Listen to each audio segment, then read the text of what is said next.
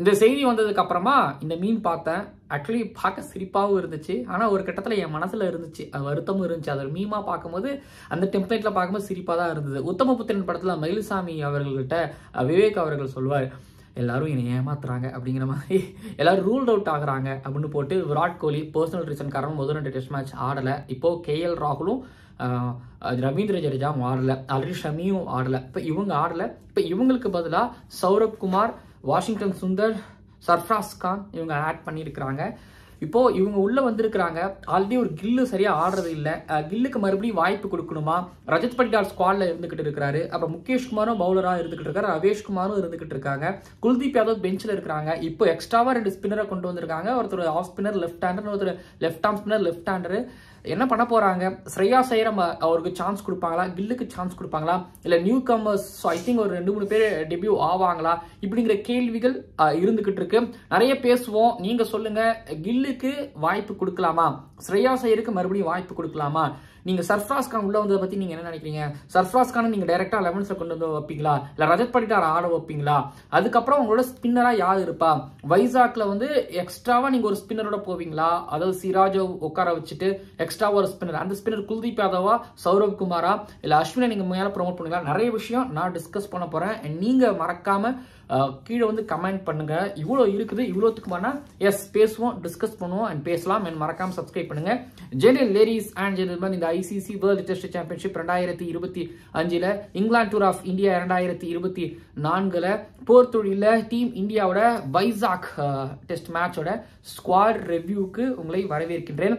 முதல் 2 test மேட்சுக்கான squad நின்னாங்க. இப்போ 2வது டெஸ்ட் மேட்ச்க்கு இப்போ ஸ்குவாட் மாற்ற வேண்டிய நிலைமை. என்ன காரணம்னு வந்து பாத்தீங்க அப்படின்னா, ஃபர்ஸ்ட் ரவீந்திர ஜடேஜா அவர்கள் வந்து பென் ஸ்டோக்ஸ் ரன் அவுட் பண்ணும்போது அவர் தொடையை பிடிச்சிட்டு தான் வந்தாரு. ஐயோ, அவருக்கு தொடையில ஏதோ பிரச்சனைன்னு நினைக்கிறேன் ஒண்ணு. அதுக்கப்புறம் கேஎல் ராகுல் அவர்களை பொறுத்த வரைக்குமே என்ன ரீசன் தெரியல, அவரு ரூல்ட் அவுட் ஆகியிருக்கிறாரு. இதே டீம்ல நிறைய இன்ஜுரி பான் பிளேயர்ஸ்லாம் இருந்துகிட்டு இருக்காங்க. ஸோ அதை பத்தி நம்ம பின்னாடி பேசுவோம். விராட் கோலி அவர்களை டிராப் பண்ணதுக்கு வந்து நிறைய பேர் என்ன சொல்றாங்க, ஒருத்தர் கேட்கிறாரு, உண்மையாவே விராட் கோலி டிராப் தானா இல்ல அப்படிங்கிற மாதிரி கேட்டிருக்கிறாரு. ஸோ எல்லாரும் என்ன நினைச்சுக்கிட்டு இருக்கிறாங்க அப்படின்னா, விராட் கோலியை ஒதுக்குறாங்க, விராட் கோலியை வந்து வேணுமே. ஹலோ இருங்க, எக்ஸ்கியூஸ் மீ, ஹலோ இருங்க. எனக்கு அதான் சொல்றேங்க, விராட் கோலி அவர்களுக்கு இல்லை தெரியல, எனக்கு என்னமோ 2வது குழந்தை மேபி விராட் கோலி அவர்களுக்கு, அனுஷ்கா சர்மா அவர்களுக்கு 2வது குழந்தை பிறக்க போதா, இல்லை வீட்டில் பர்சனல் ரீசன். ஏன்னா அவங்க அம்மா இருக்கிறாங்க அண்ட் ஃபேமிலியில் இருக்கிறாங்க, ஃபேமிலியில் மற்றவங்க இருக்காங்க, ஏஜ்டு பர்சன்ஸ் இருப்பாங்க. ஸோ அவங்களுக்கு கூட இருக்கணும் அப்படிங்கிற ஒரு நிலமெல்லாம் இருக்கலாம். ஸோ நீங்களா கற்பனை பண்ணிக்காதீங்க. ஏன் சொல்றேன்னா, பர்சனலாக நான் சில பல விஷயங்களை உணர்ந்ததெல்லாம் நான் சொல்றேன். ஃபேமிலி நெக்ஸ்ட் தான், மற்றது எல்லாமே ஓரளவு தான். ஓகேங்களா? So first of all Virat Kohli யாரும் ஒதுக்கவும் இல்லை. புரிஞ்சுக்கோங்க, தெரிஞ்சுக்கோங்க. பர்சனல் ரீசன் தெரிஞ்சுக்கோங்க. ஓகேங்களா? இப்போ ஆஃபீஸில் நீங்கள் லீவ் போடுறீங்க அப்படின்னா ஃபீவர், அதுக்கு மேலே நோண்ட மாட்டாங்க. ஓகேங்களா? எந்த ப்ரொஃபஷனல் ஸ்டாஃப் இருந்தாலும் ஃபீவர், நான் வரல இன்னைக்கு அப்படின்னா ஓகே. அதுக்கு மேலே போனாங்கன்னா சேலரி கட் ஆஃப் இதெல்லாமே இருந்துகிட்டு இருக்கு. அது எல்லாமே ப்ரொஃபஷனலாக போனால் அதை பற்றி நம்ம நிறைய பேசலாம். அதுக்கப்புறம் வந்து பார்த்தீங்க அப்படின்னா, இப்போ ஆட் பண்ணியிருக்கிறது வந்து சௌரப் குமார், அதுக்கப்புறம் சர்ஃப்ராஸ் கான் அண்ட் வாஷிங்டன் சுந்தர் வந்து இப்போ ஆட் பண்ணியிருக்கிறாங்க. ஸோ இப்போ 11th பொறுத்த வரைக்குமே ஆல்மோஸ்ட் வந்து மேலே வந்து ரோஹித் ஜெய்ஸ்வால் இருக்கிறாங்க. ஏன்னா ஜெய்ஸ்வாலுக்கு அப்படின்னா இல்லை, ஜெய்ஸ்வால் வந்து இப்போ இந்த ஸ்குவாடை பத்தி பேசும்பொழுது சில இந்த விஷயங்கள் தான் நான் பேசவும் போறேன். ஆரம்பத்தில் டிஸ்க்ளைமர் மாதிரி சொல்லிடுறேன், இந்த மாடர்ன் டே கிரிக்கெட்டர்ஸுகளோட ஃபார்ம், ஓகேங்களா, அந்த ஃபார்ம் அவங்க ரொம்ப பாவங்க, அடாப்ட் பண்ணிக்கிறதுக்கு ரொம்ப கஷ்டப்படுறாங்க. ஏன்னா திடீர்னு வந்து பார்த்தீங்க அப்படின்னா ஒரு T20 ஃபார்மேட் வருது, திடீர்னு ஒரு ODI ஃபார்மேட் வருது, அடுத்தது உடனே திடீர்னு இல்லை T20 ஃபார்மேட் ODI ஃபார்மேட், திடீர்னு டெஸ்ட் முடிஞ்சு T20 ODI வருது, திரும்ப ஒரு ஐபிஎல் ஒன்று ஆடுறாங்க, ஐபிஎல் முடிச்சுட்டு திரும்பி ஓவர்சீஸ் எங்கேயோ போயிட்டு ஒரு T20 ஆடிட்டு திரும்பி ஹோம்ல வந்து டெஸ்ட் ஆடுறாங்க. ஸோ ஒரு டிராவல் இருக்குது, ஒரு பெரிய லாங் T20 ஃபார்மேட் இருக்குது, அது முடிச்சதுக்கப்புறம் ஒரு 2 டெஸ்ட் சீரிஸ் ஃபார்மேட் இருக்கு. ஸோ இதில் அவங்க அடாப்ட் ஆகி ஆடுறதுக்கு ரொம்ப கஷ்டப்படுறாங்க. நீங்க ஒரு வியாழன் வெள்ளி லீவு வந்து சனி ஞாயிறு லீவ் வந்து திங்கட்கிழமை நீங்க ஆஃபீஸ் போனீங்க அப்படின்னா உங்களுக்கு அந்த ஆஃபீஸே புதுசா இருக்குல்ல. ஸோ அது மாதிரி தான் மாடர்ன் டே கிரிக்கெட்டர்ஸ். நான் உங்களை வக்காலத்து வாங்கல, நான் உள்ளதான் சொல்றேன். ஓகேங்களா? இதுதான் விஷயமே. இப்போ ஜெய்ஸ்வாலுக்கு ஐயா எங்க போனாலும் ஜெய்ஸ்வால் 100 100 100 200 100 200. நான் ஏதாவது ஒரு மேட்ச் பார்த்துட்டு இருப்பேன், ஸ்கோர் கார்டு பார்த்தா அங்க வேற ஏதோ இடத்துல ஜெய்ஸ்வால் 200 100 அடிச்சுட்டு இருந்திருப்பாரு. ஸோ ஜெய்ஸ்வாலுக்கு டைம் கொடுங்க. ஓகேங்களா? டைம் கொடுங்க, ஜெய்ஸ்வாலுக்கு டைம் கொடுங்க. ஃபர்ஸ்ட் இன்னிங்ஸ் நல்லா தான் விளையாண்டாரு. ஸோ பேச்சு கிடையாது, நான் அதை பத்தி மூச்சு பிடிக்க பேச வேண்டிய அவசியமே கிடையாது. அடுத்தது நான் வந்து சுப்மன் கில் மேட்டருக்கு நான் வரேன். இப்போ சுப்மன் கில் இருக்காரு ஆல்ரெடி ஸ்குவாட்ல வந்து பாத்தீங்க அப்படின்னா ரஜத் படிடாரும் டீம் இந்தியா வந்து வச்சிருக்காங்க. இப்போ ரஜத் படிடார் பொறுத்த வரைக்கும் வந்து பாத்தீங்க அப்படின்னா ஒத்துக்கிறாங்க. இப்போ டீம் இந்தியாவில் சேர்க்கப்பட்ட ரஜத் படிடார் படிடாரோ, சௌரப் குமாரோ, சர்ஃப்ராஸோ, சுந்தர் இவங்க எல்லாமே இந்தியா ஏலையோ இல்ல அந்த ஸ்கீம் ஆஃப் திங்லையோ இல்ல ஆல்ரெடி இந்தியாவோ ஆடி இருப்பாங்க. அப்ப சுந்தர் ஆல்ரெடி இந்தியா ஆடிட்டாரு. பட் மத்த சர்ஃப்ராஸ் கான், அதுக்கப்புறம் சௌரப் குமார், ரஜத் படிடார்லாம் இவங்களாம் அந்த ஸ்கீம் ஆஃப் திங்ல இல்ல ஏ ஸ்குவாட்ல அவங்க இருந்தாங்க. இப்போ சுப்மன் கில் எடுத்துட்டு ரஜத் படிடார் வைப்பீங்க அப்படின்னா, நான் இப்பயும் சொல்றேன், சுப்மன் கில்லுக்கு நான் ஒரு சீரீஸ் ஃபுல்லா சான்ஸ் கொடுப்பேன். சீரீஸ் ஃபுல்லா சான்ஸ் கொடுப்பாங்க. என்னன்னா ஃபர்ஸ்ட் நான் இந்த 2 விஷயத்தை நான் மென்ஷன் பண்ணிக்கிறேன். ஒன்னு வந்து பாத்தீங்க அப்படின்னா, இவர் அடுத்த பிரின்ஸ், அடுத்த விராட் கோலி அப்படின்னு சொல்லி ஒரு ஹைப் ஒன்று கொடுத்தது ஒன்று இருக்கு. ஏன் இந்த ஒரு ஹைப் ஒரு நான் கொண்டு எல்லாரும் கொண்டு கொடுத்தோம் அப்படின்னா, அவர்கிட்ட அந்த பொட்டன்ஷியல் இருக்கு. அவரோட hand and I coordination, food ஒர்க்கை விட இந்த ஹேண்ட் அண்ட் ஐ கோஆர்டினேஷன் கிடைக்க மாட்டாருங்க. சுப்மன் கில் மாதிரி ஒரு பிளேயர் கண்டிப்பா கிடைக்க மாட்டாங்கன்னு தான் நான் நினைக்கிறேன். ரொம்ப ஹைப் ஏத்துறதுக்காக இல்ல. சோ அவர் மாதிரியான ஒரு பிளேயர் கண்டிப்பா கிடைக்க மாட்டாங்க. எஸ், ரன்ஸ் போராதான் வந்துகிட்டு இருக்குது. 2014 இங்கிலாந்து சீரீஸ்ல விராட் கோலி உங்களுக்கு ஞாபகம் இல்லையா? மறந்துட்டீங்களா? சரி, திரும்பி 2015 ஆலில பாகிஸ்தானுக்கு எதிராக வேர்ல்டு கப் 100க்கு அப்புறமா விராட் கோலி கிட்டத்தட்ட ஒரு 9-7 மாசம் 100 அடிக்கல. சென்னையில நடந்த சவுத் ஆப்பிரிக்கா எதிரான ஓடிஐ மேட்ச்ல 100 அடிச்சாரு. அதுக்கப்புறம் தான் நீங்க 2016 IPL 500 Virat Kohli, T20 world cup Virat Kohli நீங்க அப்புறம் தான் பாத்தீங்க. அதுக்கப்புறம் தான் ஃபார்முக்கு வந்தாரு. எல்லாரும் சறுக்குவாங்க. ஆனா கோலி வந்து பாத்தீங்கன்னா டிஃபரெண்ட். கோலி வந்து பாத்தீங்கன்னா 2014 இங்கிலாந்துக்கு சீரீஸ்க்கு முன்னாடி, அதுக்கப்புறம் ஒரு ஆஸ்திரேலியா சீரீஸ், நியூசிலாந்து சீரீஸ், அதெல்லாமே விராட் கோலி அப்படிங்கிற ஒரு வேற. ஆனா அதுக்கு முன்னாடி ஓவர்சீஸ் 100 அதெல்லாமே வேற. கில் அதெல்லாம் பண்ணிட்டாரா அப்படின்னா, மாடர்ன் டே கிரிக்கெட்டர்ஸ் அந்த விராட் கோலி எல்லாம் கம்பேர் பண்ண வேணாம். பட் கில்லுக்கு கோலி மாதிரியான ஒரு ஃபேஸ்ல அவர் ஆல்மோஸ்ட் இருந்துகிட்டு இருக்காரு. இந்த பேஸ் அவர் கடந்துட்டாரு அப்படின்னா, கண்டிப்பா கில் ஒரு நல்ல ஒரு கில்லா வருவாரு. எனக்கு வந்து பாத்தீங்கன்னா கில்லு கிட்ட பேசணும். Gill go and stay, then you hit it. பாலை வாங்கு, மிடில் வாங்கிட்டு நில்லு. 30 பாலுக்கு மேல, 30 ரனுக்கு மேல. ஸோ உன்னோட நேச்சுரல் கேம் எனக்கு தெரியும். ஆனா உனக்கு ஒன்றும் இல்லை. இப்போ நீ வந்து நான் ட்ராப் பண்ண மாட்டேன், நீ 11th இருப்ப, நீ எனக்கு ஒன்றும் கிடையாது. நீ இந்த சீரீஸ் ஃபுல்லாக முட்டை அடித்தாலும் பிரச்சனை கிடையாது, ஓகேவா? நீ நில்லு. ஆனால் எனக்கு நீ நிறைய பால்ஸை ஃபேஸ் பண்ணணும்னு சொல்லிட்டு அவர்கிட்ட பேசுனா, அவர் மாதிரி ஒரு பிளேயர் கண்டிப்பாக கிடைக்க மாட்டாரு. நான் கில்லுக்கு ஒரு சான்ஸ் கொடுப்பேன். இன்னொன்று வந்து பார்த்தீங்க அப்படின்னா, நான் கில்லு விஷயத்தை ஒரு திரும்ப சொல்றேன். இப்ப இஷான் கிஷனுக்கு ஒன்று நடந்துச்சு பாத்தீங்களா? இஷான் கிஷன் போய் தண்ணி எடுத்துருவான். இஷான் கிஷன் நீ நம்பர் 1ல இறங்க, இஷான் கிஷன் நீங்க பவுலிங் போடு, இஷான் கிஷன் விக்கெட் கீப்பிங் பண்ணு அப்படின்னு சொல்ல போதெல்லாம் பண்ணாரு இஷான் கிஷன். இப்ப இஷான் கிஷன் இருந்திருந்தாருன்னா பிரச்சனை கிடையாது. அப்போ ஸ்ரேயாஸ் ஐயர் பிளேஸ்லயோ இல்ல விராட் கோலி பிளேஸ்லயோ வந்து நீங்க அவரை ஆடவும் வச்சிருந்துருக்கலாம். இப்ப அவரையும் நீங்க வந்து வெளியே தள்ளி வச்சிட்டீங்க. இப்ப கில்லு விஷயத்துக்கு நான் வரேன். கில்லு ஆல்ரெடி ஓப்பனிங் ஆடிட்டு இருந்தாரு, சரியா ஆடுறாரு, ஆடல. ஆனா கில்லு வந்து நீங்க சொல்லும் பொழுது 1 down போனார்ல. 1 downல எத்தனை சீரீஸ் ஆனாரு? வெஸ்ட் இண்டீஸ் சீரீஸ்ல சான்ஸ் கிடைச்சிட்டு ஆடல, சவுத் ஆப்பிரிக்கால கிடைச்சிட்டு சரியா பண்ணல, 2 சீரீஸ் 2 டூர், இப்போ 3வது சீரீஸ் ஆடுறாரு. ஒரு 7-8 இன்னிங்ஸ்ல அவர் சொதப்பி இருக்கிறாரு. ஓகே, ஆனா அந்த சீரீஸ்லாம் எப்ப போறது? எப்பயாவது 2 மேட்ச் வரும், திரும்பி எப்பயாவது 2 மேட்ச் வரும். இப்ப 2 மேட்ச், இப்போ ஒரு மேட்ச் வரும். ஸோ கன்சிக்யூட்டிவா ஒரு 10 இன்னிங்ஸ், கன்சிக்யூட்டிவா ஒரு 2-3 இன்னிங்ஸ், கன்சிக்யூட்டிவா 2-3 மேட்சஸ் கிடைக்கல. இப்ப கன்சிக்யூட்டிவா கிடைச்சிருக்கு. இதுதான் இங்க பாருங்க. நான் ஆல்ரெடி இந்த சீரீஸ் ஆரம்பிக்கிறதுக்கு முன்னாடி சொல்லியிருக்கிறேன். இந்த சீரீஸ் அப்படிங்கிறது சீரீஸையும் ஜெயிக்கணும் அண்ட் ஃபியூச்சர் ஸ்டார்ஸ்களை உருவாக்குறதுனா ஒரு சீரீஸ், ஒரு லாங் டோர்னமெண்ட், ஒரு லாங் சீரீஸ் அப்படிங்கிறது வந்து பாத்தீங்க அப்படின்னா நல்லது. இப்ப கில்லுக்கு கொடுங்க. அந்த சீரீஸ் ஃபெயில் ஆகிறாங்கன்னா திரும்பி எடுத்து போட்டுட்டு திரும்பி நீங்க வந்து அடுத்து பங்களாதேஷ் நியூசிலாந்து சீரீஸ் வருது, அதுல இருந்து பொறுக்குங்க. திரும்பி அங்கேயிருந்து பிஜிடிக்கு கூப்பிட்டு அங்க சொத்தப்படும் பரவாயில்ல, சொத்தப்படும் அடுத்த வருஷம் பாத்துக்கலாம். 2025 WTC நமக்கு கிடைச்சாலும் கிடைக்காட்டி போகணும்னு சொல்லிட்டு யோசிக்காம பண்ணுங்க. நான் ஆல்ரெடி சொல்லியிருந்தேன், இது ரீபில்டு காலகட்டத்தில் இருந்துகிட்டு இருக்கோம். 2013 இந்தியாவுக்கு நடந்துச்சு அண்டர் MSDயோட கேப்டன்சில. ஸோ அப்போ சீனியர்ஸ் இருந்தாங்க அண்ட் மிக்ஸ்ட் பண்ணி ஆடினாங்க. பட் ரிசல்ட் மாறி வந்தது. ஆனால் அதுக்கப்புறம் ஓவர்சீஸ்ல போயிட்டு அடி வாங்கி 4 நாள்னு அடி வாங்கி திரும்ப நியூசிலாந்து நல்லா பண்ணி, ஆஸ்திரேலியா ஓரளவு நல்லா பண்ணி திரும்ப ஒரு கோலி கிட்ட கொடுக்கும்போது கோலி அதுக்கப்புறம் ஒரு டாமினேட் ஒன்று பண்ணார் ஒரு 6-7 வருஷத்துக்கு. அந்த மாதிரி நடக்கும், ஓகேங்களா? அப்போ ஒருவேளை WTC ஃபைனல் வந்திருந்தா அண்டர் தோனி கேப்டன்சில இந்தியா போயிருந்திருக்க மாட்டாங்க. 2 தடவையாவது கண்டிப்பா 2 சீசன் பேக் டு பேக் போயிருந்திருக்க மாட்டாங்க. அந்த சரிவை பார்த்துதான் ஆகணும். அந்த சரிவை டீம் மட்டும் இல்ல, கில்லும் பார்த்துதான் ஆகணும், பார்த்துக்கிட்டு இருக்காரு. ஸோ கில்லும் டீமும் அதை பார்க்கணும். அப்கோர்ஸ் ஒத்துக்கிறாங்க. கில்லு வந்து பாத்தீங்கன்னா WTC final 21 fail, WTC final 2023 fail, world cup 2023 fail. Okay, major of the டோர்னமெண்ட்ஸ்ல ஃபெயில் ஆயிருக்காரு. பட் அது இல்லாமல் கேப் வருது, கொடுத்து பார்ப்போம், கொடுப்போம், ஓகேங்களா? இந்த ஒரு சீரீஸ் கொடுப்போம், கொடுக்கலன்னா அதுக்கப்புறம் பேசிப்போம். கில்லுக்கு நான் வாய்ப்பு கொடுப்பேன். ரஜத் படிடார் நீங்க பெஞ்சில் ஸ்டே பண்ணுங்க. படிடாருக்கும் ஒரு வழி இருக்குது, நான் சொல்றேன். இது கில்லை பொறுத்த வரைக்கும் நீங்க ஒத்துக்கிறீங்களா? கீழே வந்து கமெண்ட் பண்ணுங்க. அதுக்கப்புறம் வந்து பாத்தீங்க அப்படின்னா இப்போ விராட் கோலி, நான் சொல்றேன் அன்னைக்கே சொல்லிட்டேன், விராட் கோலிக்கு ரீப்ளேஸ்மெண்ட் யாருமே கிடையாது. விராட் கோலிக்கு பேக்கப் யாரு? விராட் கோலிக்கு பேக்கப் தான் தேடிக்கிட்டு இருக்கோம். விராட் கோலிக்கு பேக்கப் இந்த ஒரு டெஸ்ட் மேட்ச்ல தேடிட முடியுமா அப்படின்னு கேட்டீங்கன்னா கண்டிப்பா கிடையாது. But last match I think waste பண்ணிட்டாங்கன்னு நினைக்கிறேன். அவர் கேஎல் ராகுல்லாம் கொடுத்து அந்த இடத்துல ஓகேங்க. இப்போ கேஎல் ராகுல் ஸ்ரேயா ஐயர் சொல்லியிருப்பாங்க, நீங்க 2 பேரும் யாராவது ஒருத்தவங்கன்னு சொல்லியிருப்பாங்கன்னு எனக்கு தெரியல. பட் இப்போ வந்து சர்ஃப்ராஸ் கானையும் ஆட் பண்ணி வச்சிருக்கிறாங்க.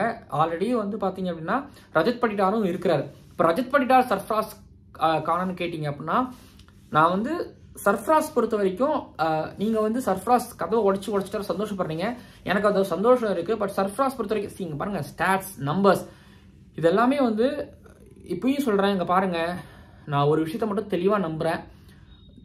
டீம் எடுக்கணும்னா இந்த பிளேயர்ஸ் வந்து ஓவர்சீஸ்லயும் ஆடணும், இந்தியாலையும் ஆடணும். ஒரு டீம் இப்போ ஸ்ரீலங்கா இருக்கிறாங்க. ஸ்ரீலங்கா வந்து பாத்தீங்க அப்படின்னா போன வருஷம் WTC ஃபைனலுக்கு வரதுக்கு வாய்ப்பு இருந்துச்சு. ஏன் தவறு விட்டாங்க அப்படின்னா, அவங்க ஹோம்ல 2-3 மேட்ச் தோத்தாங்க ஒண்ணு, ஓகேங்களா.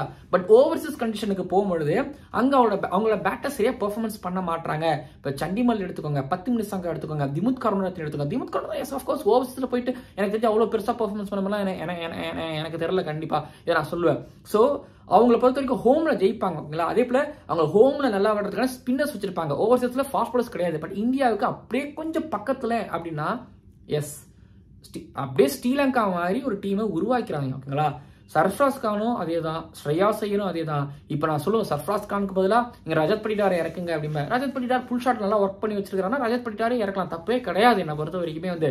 ஏன்னா ரஜத் படிடார் லெஃப்ட் ரைட் அதெல்லாம் தாண்டி, சர்ஃப்ராஸ் லெஃப்ட் ரைட் அதெல்லாம் தாண்டி புல் ஷாட் எனக்கு ஆடணும், ஓகேங்களா. புல் ஷாட் ஆடக்கூடியவராக இருக்கணும். ஒரு சீரீஸ் ஓகே ஒன்றும் இல்லை, இப்போ கில்லு சரியா ஆடலையா மாத்திரமா அப்படின்னா, இப்போ ரஜத் படிடார் ஒன்றும் இல்லைங்க, பொசிஷன் வந்து பார்த்தீங்கன்னா மாறணும். இப்போ நம்பர் 5ல இருக்கிறவங்க நம்பர் 4ல போகிறது, நம்பர் 4ல இருக்கிறவங்க நம்பர் 3ல போகிறது அப்படிங்கிறத. ஸோ இந்த எனக்கு தெரிஞ்ச இந்த காலகட்டத்தில் நிறைய பேரோட பொசிஷன்ஸ் மாறும். நீங்கள் வேணா பாருங்க.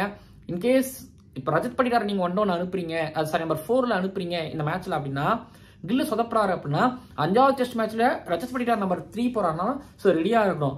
இப்போ சர்ஃப்ராஸ் கானுக்கு பதிலாக நீங்க யாராவது இருக்குன்னா திலக் வர்மா, ஆல்ரெடி நான் அவர் பேரை சொல்லியிருக்கிறேன். But Tilak Varma I think wait பண்ணணும், ஓகேங்களா. சர்ஃப்ராஸ் அளவுக்கு இன்னும் வெயிட் பண்ணல, திலக் வர்மா வெயிட் பண்ணணும்.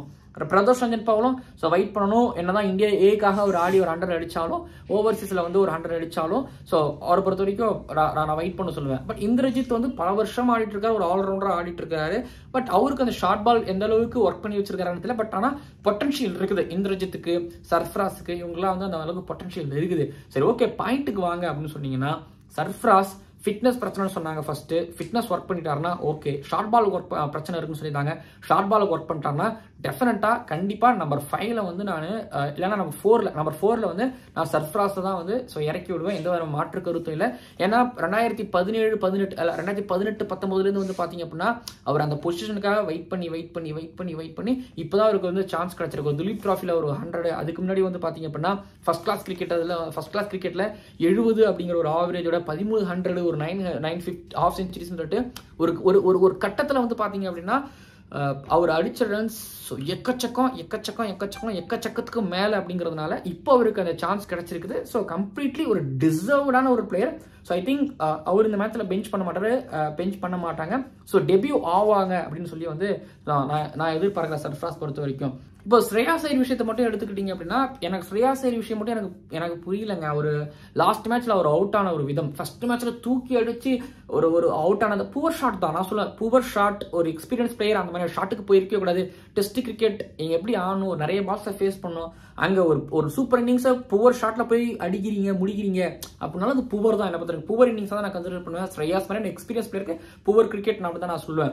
இன்னும் ரெஸ்பான்சிபிளா நீங்க ஆடி இருக்கணும். செகண்ட் இன்னிங்ஸ்ல ரொம்ப ரெஸ்பான்சிபிளா, மோர் ரெஸ்பான்சிபிளா நீங்க முடிச்சிருக்கணும். ஸோ புவர் கிரிக்கெட்டர் நான் சொல்லுவேன் அந்த ஃபர்ஸ்ட் டெஸ்ட் மேட்ச் பொறுத்த வரைக்கும். பட் இந்த புவர் ஏன் ரொம்ப அழுத்தி சொல்றேன் அப்படின்னா, செகண்ட் டெஸ்ட்ல ஸ்ரேயா ஐயர் ஆடுவார், கண்டிப்பா ஆடுவார். ஸ்ரேயா ஐயருக்கு வாய்ப்பு கொடுப்பாங்க.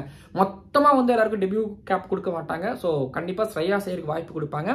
இப்போ இவங்கள யாராவது ஒருத்தவங்கன்னா பின்னாடி ரின்கு சிங் வெயிட் பண்ணிட்டு இருக்கிறாரு, ஓகேங்களா. ஸோ ஸ்ரேயா ஐயருக்கு நான் மறுபடியும் வாய்ப்பு கொடுப்பேன். சர்ஃப்ராஸ் கானுக்கு கேப் கொடுப்பேன். But Rajat Patidar last few இயர்ஸா நல்லா பண்ணிட்டு இருக்காரு. பட் சர்ஃப்ராஸ் ரொம்ப வருஷமா நல்லா பண்ணிட்டு இருக்காரு. ஸோ சர்ஃப்ராஸ் வந்து அந்த கதவை அவர் அடிச்சு உடைச்சிக்கிட்டு இருக்கிறாரு அப்படிங்கும்பொழுது ஸோ சர்ஃப்ராஸ்க்கு அந்த டெஸ்ட் கேப் கொடுப்பேன். இப்போ 11th பொறுத்த வரைக்கும் வந்து பாத்தீங்க அப்படின்னா இப்போ ஜடேஜா இல்ல ஓகேங்களா, நான் சொல்லுவேன் அக்ஷர் பட்டேலை நீங்க ப்ரோமோட் பண்ணுங்க. ஏன்னா அன்னைக்கு அக்ஷர் பட்டேலை நீங்க ப்ரோமோட் பண்ணீங்க, ரொம்ப சந்தோஷப்பட்டேன். ஏன்னா அக்ஷர் பட்டேல் நீங்க ஒவ்வொரு தடவையும் வந்து இப்ப நீங்க அதை எடுத்துட்டு போவீங்க, இவரு வேணாம் எனக்கு வருண் சக்கரவர்த்தி நல்லா பண்றாரு ஐபிஎல், நான் T20 வேர்ல்டு கப் கவர வெளியில போ, அடுத்தது இவரை விட அஸ்வின் நல்லா பண்றாரு, அஸ்வின் நீ உள்ள போ நீ வெளியில போ அப்படிங்கிற மாதிரி பண்ணும்போதுதான் இப்ப அக்ஷர் வெளியில போறாரு. எத்தனை வருஷமா ஒரு முக்கியமான மேட்ச்ல சான்ஸ் கிடைக்க மாட்டேது. போன மேட்ச் சொதப்பினார்தான், சொதப்பட்டோம் 10 மேட்ச் சொதப்பட்டோம், சான்ஸ் கொடுங்க நான் கொடுப்பேன். என்ன பொறுத்தவரைக்கும் அக்ஷர் பட்டேலுக்கு அக்ஷர் பட்டேலை ப்ரொமோட் பண்ணலாம், தப்பே கிடையாது. இதுக்கப்புறம் வந்து பாத்தீங்க அப்படின்னா கீழே வந்து கீழங்கிற தாண்டி 2 பேரை இப்போ ஆட் பண்ணி வச்சிருக்காங்க. ஸோ அவங்கள பத்தி நம்ம கொஞ்சம் டிஸ்கஸ் பண்ணிடலாம். என்னன்னா சௌரப் குமார் அதுக்கப்புறம் வாஷிங்டன் சுந்தர் ஆட் பண்ணியிருக்கிறாங்க. ஸோ இப்போ வந்து பாத்தீங்க அப்படின்னா சாய் கிஷோர் எடுக்கலையா அப்படிங்கிற ஒரு கேள்வியை நாங்கள் வைக்கலாம். பட் சாய் கிஷோர் வெர்சஸ் சௌரப் குமார்னு எடுத்துக்கிட்டீங்க அப்படின்னா சாய் கிஷோர் பொறுத்த வரைக்கும் ஸோ சாம்பியன் பவுலருங்க, அக்ரி ஒத்துக்கிறேன். எனக்கு பிடிச்ச என்னோட ஃபேவரட் லெஃப்ட் ஆர்ம் ஸ்பின்னர். அவர் வந்து பார்த்தீங்கன்னா இந்தியா ஏஷியன் கேம்ஸ்க்கு எடுத்துகிட்டு போவாங்க, ஆனால் அவர் உட்கார வைப்பாங்க. ஐபிஎல் நல்லா பண்ணுவார், பட் உட்கார வைப்பாங்க. விஜயசாரியில் எல்லா ஃபார்மேட்லையும் 3-4 இயர்ஸாக வந்து பார்த்தீங்கன்னா கன்சிஸ்டண்ட்டாக விக்கெட்ஸ் எடுக்கலனாலும் அந்த மேட்ச்சில் எக்கனாமிக்கலாக இருப்பார். ஸோ துலீப் ட்ராஃபியில் 2022 top wicket taker, leading wicket taker. North ஜோனுக்கு அகேன்ஸ்டா ஒரு 7 for 1, வெஸ்ட் ஜோனுக்கு அகேன்ஸ்டா ஃபைனலில் ஒரு 5 for 1. அதுக்கப்புறம் வந்து 2023 துலீப் ட்ராஃபியில் ஃபைனலில் 4 விக்கெட் செகண்ட் இன்னிங்ஸில் அந்த பெங்களூரில் கவேரப்பா, வைஷாக் இவங்களை தாண்டி ஓகேங்களா, வைஷாக் கௌஷிக்லாம் தாண்டி ஃபாஸ்ட் பவுலர்ஸை தாண்டி செகண்ட் இன்னிங்ஸில் எடுத்த அந்த 4 for. ஸோ இதெல்லாமே பேச வச்சுச்சு. இப்போ ஒன்றும் இல்லை, பேட்டிங்கை இம்ப்ரூவ் பண்ணியிருக்கிறாரு. சரி, இந்த கேள்வி நான் ஆல்ரெடி சோர்ந்து போய் கேட்டேன். எப்பா சாய் கிஷோருக்கு எப்பதான்ப்பா வாய்ப்பு கொடுப்பீங்க, சாய் கிஷோர் எப்பதான்ப்பா கால் அப் பண்ணுவீங்க, என்னதான் இதுக்கு மேல அவர் பண்ணணும் புரியலையா, பேட்டிங் பண்ணணும், பேட்டிங்கும் இம்ப்ரூவ் பண்ணி வச்சிருக்கிறாரியா. இப்பெல்லாம் வந்து பாத்தீங்க அப்படின்னா முன்னெல்லாம் வந்து 20 பால் 10 பால் அடிக்கக்கூடிய சாய் கிஷோர் இப்போ வந்து ஆவரேஜா ஒரு 30 பாலாவது ஃபேஸ் பண்றாரு. ஸோ ஒரு டெய்லண்டர்ங்கிறத தாண்டி அவர் இப்போ டாப் ஆர்டர்ல ஆடி ஒரு சைவம் ஸ்டாக்லி ட்ரோஃபியோ விஜயசாலிலேயோ வந்து 50 அடிக்கிறது, ரெட் பால்ல ஒரு 50 அடிக்கிறது அப்படின்னு சொல்லிட்டு ரொம்ப இம்ப்ரூவ் பண்றாரு. ஸோ ஒவ்வொரு சீசன்லயும் வந்து பாத்தீங்க அப்படின்னா ஒரு 8 மேட்ச் ஆடுறாரு அப்படின்னா அதுல கண்டிப்பா 2-3 5 பார்க்க முடியுது. 2023-24 19 விக்கெட்ஸ், அதுக்கு முன்னாடி 2022-23 ரஞ்சி ட்ரோஃபி சீசன்ல 29 விக்கெட்ஸ். அதுல வந்து பாத்தீங்கன்னா 2-3 5 2021 ரொம்ப அதிகமான மேட்சஸ் கிடைக்கல, பட் அதுல வந்து ஓரளவு டீசெண்டா பவுல் பண்ண நினைக்கிறேன். பட் வந்து பாத்தீங்க அப்படின்னா சாய் கிஷோர் ஸோ அவர் வந்து தமிழ்நாடுக்கு இப்போ கேப்டன் ப்ளஸ் பேட்டிங்ல இம்ப்ரூவ் பண்ணியிருக்கிறாரு. பட் எனக்கு ஒரு வருத்தம் இருக்கு, சாய் கிஷோர் இன்ன வரைக்கும் எடுக்கலையே. சாய் கிஷோர் வந்து ஒரு இந்தியா ஏக்கு நீங்க நகர்த்த மாட்டீங்களே, இந்தியாவுக்கு ஏன் நகர்த்த மாட்டீங்க, இந்தியாவுக்கு ஏன்ங்கிறத தாண்டி இந்தியா ஏக்காது ஏன் நீங்க சாய் கிஷோர் நகர்த்த மாட்டீங்க அப்படிங்கிறதுல எனக்கு பெரிய ஒரு பெரிய ரொம்ப பெரிய கேள்வி நான் பல வருஷமா வச்சுக்கிட்டு இருக்கேன். தெரியலங்க அவர் இதுக்கு மேல என்ன பண்ணணும்லாம் எனக்கு தெரியல. ஓகேங்களா, அவரு டிஎன்பிஎல் ஸோ அதாவது பெரிய பெரிய லீக்ஸ் இல்லை. இப்போ டிஎன்பிஎல் எடுத்துக்கோங்க, இங்கே டிவிஷன் கிரிக்கெட்னா கண்டிப்பாக சென்னையில் இருக்கிற டிவிஷன் கிரிக்கெட்டை வந்து ரஞ்சி ட்ராஃபிக்கு அப்புறமா சிறந்த ஒரு லாங்கர் ஃபார்மேட் டோர்னமெண்ட் நான் சொல்லுவேன். அதுலேயும் வந்து பார்த்தீங்கன்னா சாய் பேட்டிங் நல்லா பண்ணுறாரு, பவுலிங் நல்லா பண்ணுறாரு, அப்புறம் இப்போ ரஞ்சி ட்ராஃபியில் கலக்கிக்கிட்டு இருக்கிறாருங்கும் பொழுது ஸோ சாய் கிஷோரை இதுக்கு மேலே வேறு என்னங்க வேணும், இதுக்கு மேலே வேறு ஏதாவது க்ரைட்டீரியா இருக்கா சொல்லுங்கள், அதையாவது சொல்லி தொடங்க அப்படிங்கிற மாதிரி எனக்கு தோணுது. பட் ஆனால் இப்போ சாய் கிஷோர் இல்லாமல் இப்போ சௌரவ் குமாரை ஏன் எடுத்துக்கிட்டு இருக்கிறாங்க அப்படிங்கிறதையும் வந்து பார்க்கும்பொழுது இப்போ நான் சாய் கிஷோரை பற்றி பேசும்போது சாய் கிஷோர் உங்களுக்கு என்னங்க வேணும், பவுலிங் போடுறாரு, விக்கெட் எடுத்து கொடுக்குறாரு, எக்கனாமிக்கலாக இருக்கிறாரு. பட் இது எல்லாத்தையும் தாண்டி இப்போ சாய் கிஷோர் இப்போதான் பேட்டிங் பண்ணிட்டு இருக்காரு, இம்ப்ரூவ் பண்ணிருக்காரு ஓகேங்களா. ஆனால் சௌரவ் குமார் அவர் 2017 இருந்து ஓகேங்களா 2017 இருந்தே பேட்டிங் பண்ற ஒரு ஆல்ரவுண்டரா இருக்கிறார், லெஃப்ட் ஆர்ம் ஸ்பின்னரா இருந்துகிட்டு இருக்காரு, லெஃப்ட் ஹேண்டரா இருந்துகிட்டு இருக்காரு அப்படிங்கிறது வந்து ஸோ அவருக்கு ஒரு பெரிய ஒரு அட்வான்டேஜ். இரானி கப் ஃபைனல்ல வந்து பாத்தீங்க, இரானி கப்ல வந்து பாத்தீங்க அப்படின்னா 6 for ஓகேங்களா, ஃபைனல்ல சௌராஷ்டிராக்கு அகேன்ஸ்டா 6 for புஜாரா இருக்கிற டீம், அதெல்லாம் ஒரு மாதிரி மொரட்டு டீம். அதுக்கப்புறம் 2018-19 அதுக்கப்புறம் 2019-20 ரஞ்சி ட்ரோஃபி சீசன்ல மொத்தம் சேர்த்து 95 விக்கெட்ஸ். அதுல வந்து பாத்தீங்க 95 விக்கெட்ஸ் 18 மேட்ச்ல 19ங்கிற ஆவரேஜ்ங்க தாண்டி அது 7 7 for ஓகேங்களா, 7 7 for ரஞ்சி ட்ரோஃபில பெருசு. அந்த 2 சீசன்ல 18 மேட்ச்ல 95, சீசனுக்கு 40-45 விக்கெட்ஸ் எடுத்துட்டு இருக்காங்க. மற்றவங்க 28, 29, 40 எடுக்கும்பொழுது 30 எடுக்கும்போது ஒரு 45, 40, 40ன்னு சொல்லிட்டு ஒவ்வொரு தடவை ரஞ்சி ட்ரோஃபி ரெக்கார்ட்ஸ் ஓப்பன் பண்ணோம், ரஞ்சி ட்ரோஃபி மேட்சஸ் ஓப்பன் பண்ணா சௌரவ் குமார். பட் லாஸ்ட்டாக பங்களாதேஷுக்கு இந்தியா போகும்பொழுது 2022 அப்போ ஒரு ஆட் பண்ணாங்க. அப்போ வந்து பார்த்தீங்க அப்படின்னா ஒரு இம்ப்ரெசிவான பெர்ஃபார்மன்ஸ், ஒரு 6 ஒன்று எடுத்தாரு. அதில் ஒரு 55 ரன் ஒன்று எடுக்க 15 விக்கெட்ஸோட லீடிங் விக்கெட் டேக்கராக இருக்க ஸோ இம்ப்ரெஸ் பண்ணவர். அப்போ தான் முகேஷ் குமார், அபிமன்யு ஈஸ்வரன்லாம் அப்போ இருந்து அபிமன்யு ஈஸ்வரன் வந்து அப்போ ஸ்குவாடில் வந்து ஆட் பண்ணியும் வச்சாங்க. அதுக்கப்புறம் வந்து பார்த்தீங்கன்னா தொடர்ந்து இந்தியா வந்து சவுத் ஆஃப்ரிக்காவுக்கு A டூர் போகும்பொழுதோ இங்கிலாந்து லைன்ஸ்க்கு அகேன்ஸ்டாவோ ஸோ இப்போ A டூர்லாம் சௌரவ் குமார் இருந்துகிட்டு இருக்காரு. சாய் கிஷோர் இப்போ காய் நகர்த்த ஆரம்பிக்கும் பொழுது இன்னொருத்தர் அங்கே செக்மேட் சொல்லி இப்போ ஸ்குவாடில் இணைகிற அளவுக்கு அந்த அந்த அந்த ஸ்கீம் ஆஃப் திங்ல ஆல்ரெடியே வந்து பார்த்தீங்க அப்படின்னா சௌரவ்குமார் இருந்துகிட்டு இருக்கிறாரு. அப்படிங்கிறதுனால சாய் கிஷோரை விட இப்போ சௌரவ்குமார் எடுத்திருக்காங்க. பட் இப்போ ரொட்டேஷன் பாலிசியில வந்து எஸ் அஃப்கோர்ஸ் இப்போ எப்படி ரஜத் படிடாரா சௌரவ்குமாரா அப்படின்னு சொல்லும் பொழுது இப்போ மிளிர்ந்துகிட்டு இருக்கிற ரஜத் படிடாரா முன்னிலேருந்து மிளிர்ந்துகிட்டு இருக்கக்கூடிய சர்ஃப்ராஸ். ஸோ சர்ஃப்ராஸுக்கு நான் போவேன். ஓகேங்களா, ரொட்டேஷன் வாய்ப்புப்படி இப்போ மிளிர்ந்துகிட்டு இருக்கிற சாய் கிஷோர் இப்போனா ஒரு 4 வருஷம், ஆனா 8 வருஷமா கோவிட்க்கு முன்னாடியிலேருந்து மிளிர்ந்துகிட்டு இருக்கக்கூடிய சௌரவ்குமாரா அப்படின்னு கேட்டீங்கன்னா சௌரவ்குமார். ஸோ சௌரவ்குமாருக்கு தான் வாய்ப்பு அப்படிங்கிறத வந்து தெரிவிச்சுக்கிறேன். பட் ஓகே, புரியுது சாய் கிஷோர் நீங்கள் விளையாடுங்க, புரியுது. பட் உங்களோட பெரிய ஃபேன் தான், எல்லாம் விளையாடுறீங்க, உங்களுக்கு கிரிக்கெட் எனக்கு பிடிக்கும். பட் சௌரவ்குமார் நீங்கள் சான்ஸ் கிடைச்சிருக்குதுங்கிறதுல சந்தோஷம் தான். ஏன்னா இப்போ IPL எனக்கு பெரிய பர்ஃபார்மன்ஸ் இல்லை இப்போ, ஆனால் எனக்கு ரஞ்சி ட்ரோஃபி ரெட் பால்ல அங்கே ஊரா போய் ஆடு கிரிக்கெட்டாக எனக்கு பர்ஃபார்மன்ஸ் இருக்கு, நம்பர்ஸ் இருக்கு, ஆட் பண்ணியிருக்காங்க. ஸோ சந்தோஷம், ஆட் பண்ணியிருக்கிறது ரொம்ப சந்தோஷம்.